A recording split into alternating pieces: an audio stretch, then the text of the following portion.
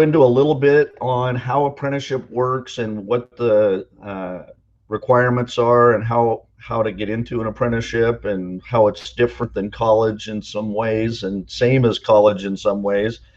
The presentation is going to take about 15-20 minutes, and then I'll be open for questions. So we'll start, and I'm going to hope I can do this right because I don't use Google Classrooms very often. So let's give it a shot here.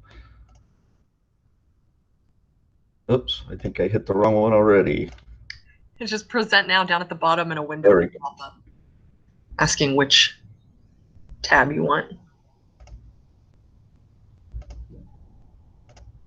No, I don't know what happened. There we go. Perfect. Can everybody see that all right? Lacey, is that working? Yes, you are good to go. Okay. So the name of the company I own is Apprenticeship Training Services. It works in conjunction with a couple of other programs. I also run the trade association here in town for the electrical contractors. A little bit about myself. I spent the first career of my lifetime flying in the backseat of those, and that is in fact me on the lower left-hand corner there standing next to the F-18. I did not fly in those, but I did in fact fly in the ones on the right there, and it was a rewarding and fun career, but it was time to move on to something else. Had to keep that excitement in my life, so I moved on to doing something else, and I teach scuba diving classes here locally, and I'm an avid underwater photographer and scuba diver. This actually happens to be me up at Crescent Lake taking videos and pictures of the Kokanee Run, and this is me at about 150 feet underwater in the Channel Islands off of California. So just some fun facts about what I do. I'm going to show a little presentation from somebody you may know. I'm sure you'll recognize his voice right away, and then you'll immediately dawn on you who it is.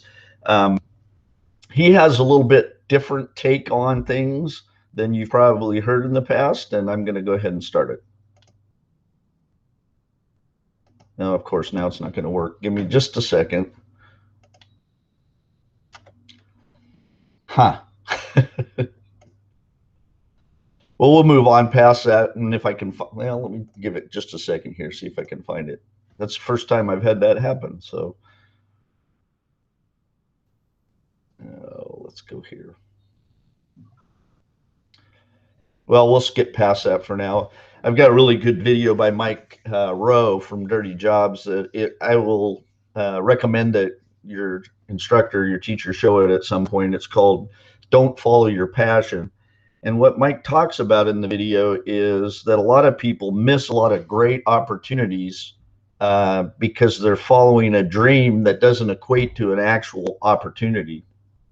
And some of those opportunities are right in front of you and nobody tells you about them. And one of those is apprenticeship. And I'm going to kind of run through how it all works. So, and one more try. Nope. Okay. So some of the programs I work with, I have these programs locally and across the state. Two different types of programs. One is what we call a closed program, and those are generally in the manufacturing community or sector, and those are in places locally, the lumber products industries and paper industries, and some of the oddball ones like chemical manufacturers and even a company here locally that makes parts for automobiles. The reason they're closed is because the only way you can get into those apprenticeship programs is to be sponsored by an employer you work for.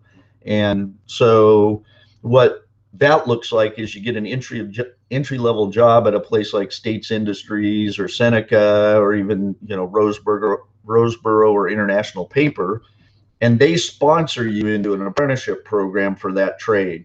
A great example is like millwright, and I hear a lot of students talk about, well, I'm going to be a welder. Well, there is really no such job as a welder. What that job looks like is there's fabricators and then there's millwrights, and the millwright trade is where a lot of the folks that do welding succeed. Anyway, and those are the main ones on the industrial side. On the construction side, those programs are open to application, and that means you can apply at any time that they're open. They are very competitive, and I'll talk a little bit about that here in a second.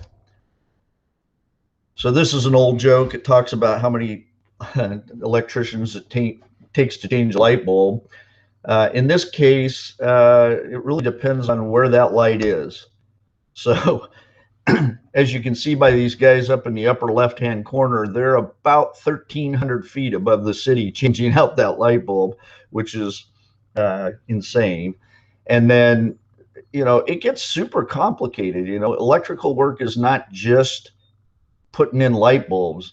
I mean, you can see on the right here, that's a lot of mechanical work to put all of that together. And same thing on the lower right here. But it even gets as advanced as smart homes, where you walk in and say, hey, Alexa, set the mood to movie night. And all the lights change, the screen comes down out of the ceiling, the movie projector starts, and you can, you know, make it as advanced as you want to. Tell them, you know, play me a romantic comedy. Boom, it's on and running. But it even gets this complex, right? Where you got to understand some really, you know, intense line diagrams. And that's just for a control circuit in a lighting situation where there's, you know, you got to have some warning lights and those kind of things. But, you know, it gets super complex. And so what apprenticeship incorporates is not only working with your hands, but you have to have a good mind for this kind of stuff too, because it gets really complex. So why apprenticeship? Let's start with the wages.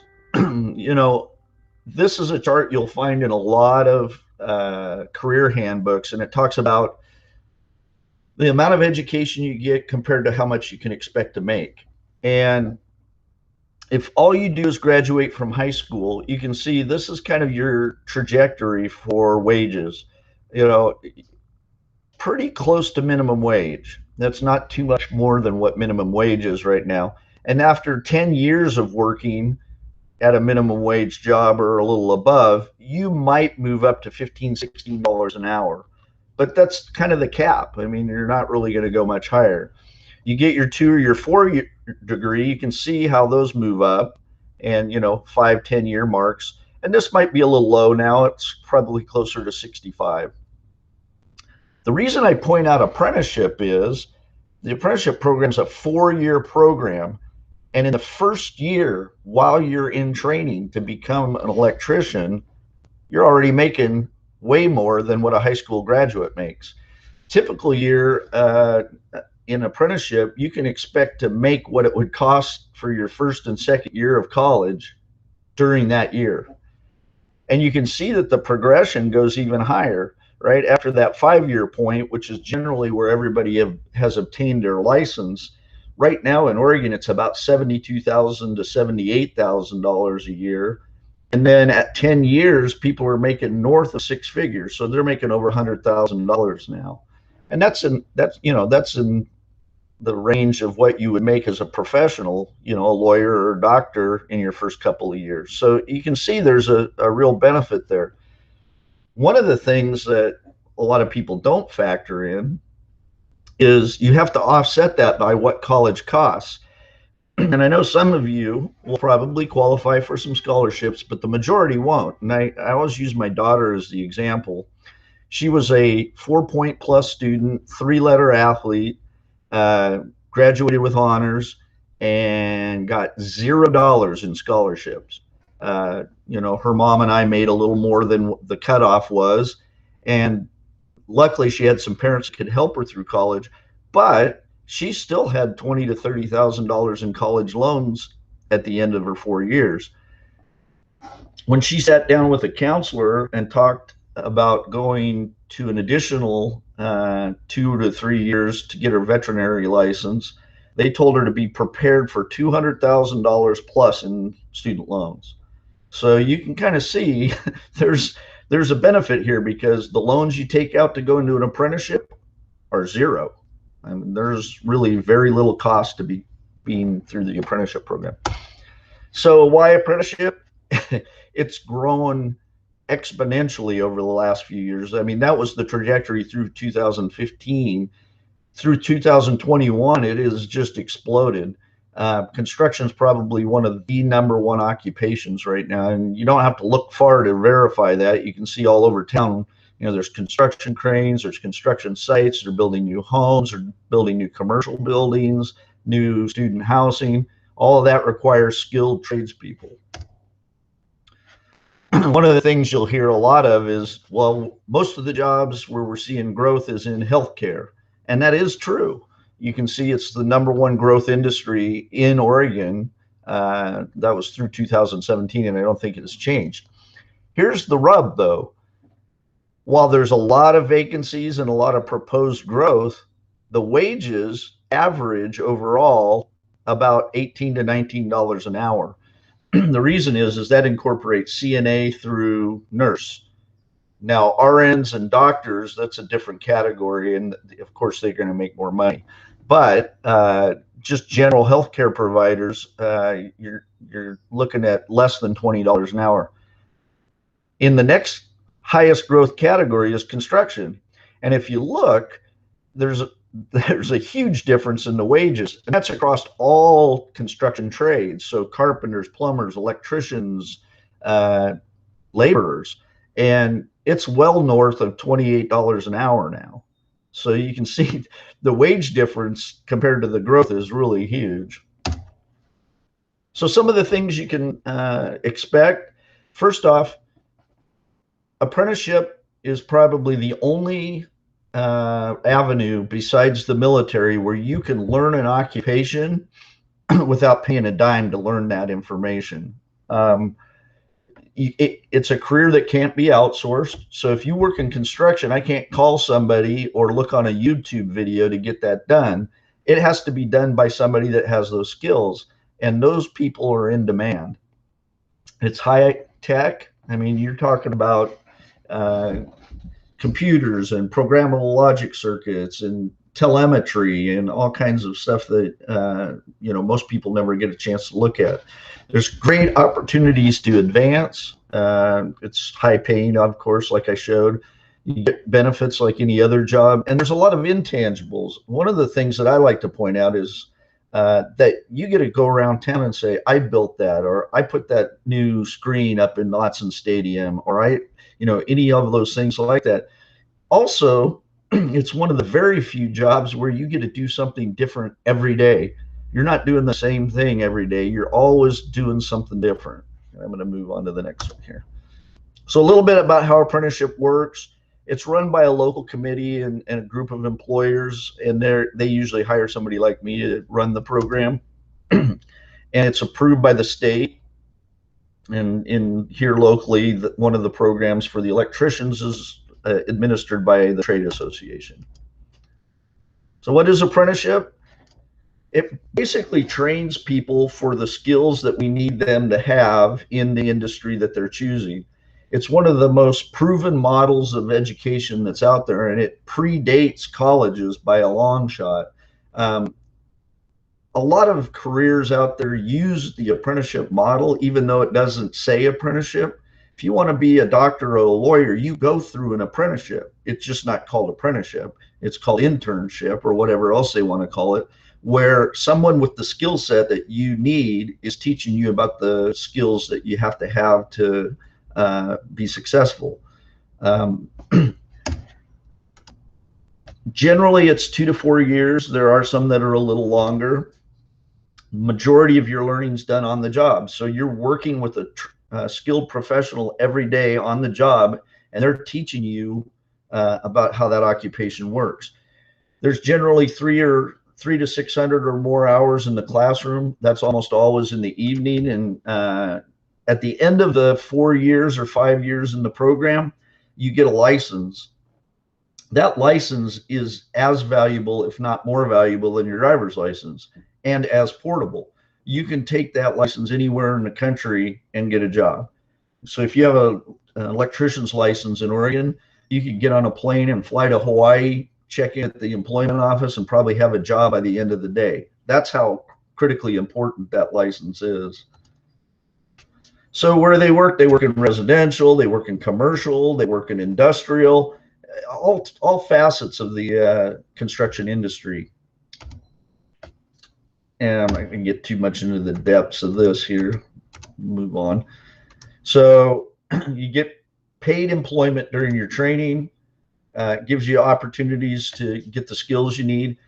And oh, by the way, if you go through the program here in Lane County, electrician or plumber or whatever that happens to be, at the end of your 4 years, not only do you have your license to be a plumber or an electrician, but you also are only about 3 to 4 classes short of your associate's degree.